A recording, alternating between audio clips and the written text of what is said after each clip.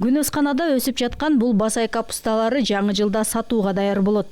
Араван районунун тургуну Закир Исаков өткөн жылы 1 миллион сом насыя алып 10 сотук жерге күнөскана куруп, андан киреше таап жатат. 10 сотук жерге шобай алынган 1 миллион сомду 700 миллион короттум. 10 сотук жерге. Темир кымбат болуп кетти, пленкалар кымбат.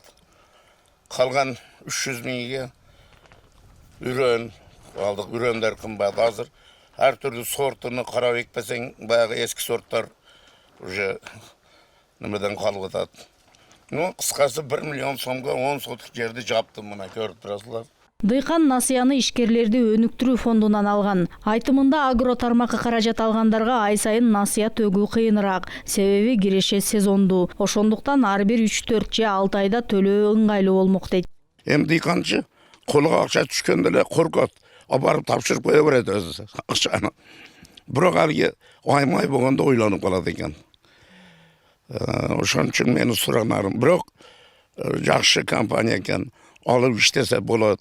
Бул кредитти берип атканда Бүгүн аталган фонд Ош облусундагы ишкерлер менен жолугуп, алардын сунуш пикирлерин укту. Азыр мына мамлекеттикин алыш кыйын болуп калды. Барсаң, нотариска бар, мына документ көтөр. Көп ишкерлер бул мамлекеттик кредиттик компания болгондон кийин насыянын үстөгүн төмөндөтүү сунушун айтышты. 16% үстөк коммерциялык банктарга салыштырмалуу азыраак болгон менен ишкерлер үчүн аны төлөө оңой болбойт.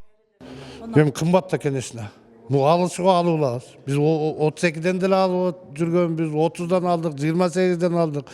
16 деген кымбат да. Бул айтканга 16, а бере келгендечи. Фонд өкүлдөрүнүн айтымында бул компания көп жыл мурун түзүлгөн менен 2 жылдан бери гана мамлекет тарабынан көңүл бурулуп 600 миллион каражат бөлүнүп берилген. Ар бир аймакта ишкерлер менен жолугуп, алардын пикирлери эске алынып, бара-бара ыңгайлуу шарт түзүлөрүн айтышат. анан эми биз дагы акционердик коом болуп өзүбүздүн доходубузга жараша иштеген компания болгондугуна байланыштуу.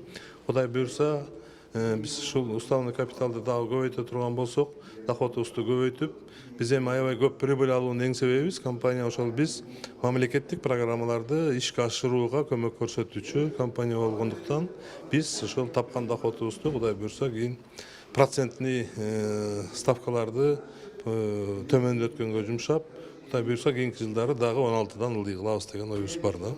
Айтсак аталган фонд чакан жана орто бизнеске 100 миң сомдон 5 миллион сомго чейин насыя берет. Ар бир облуста ишкерлерди өнүктүрүү фондунун өкүлчүлүктөрү ачылган.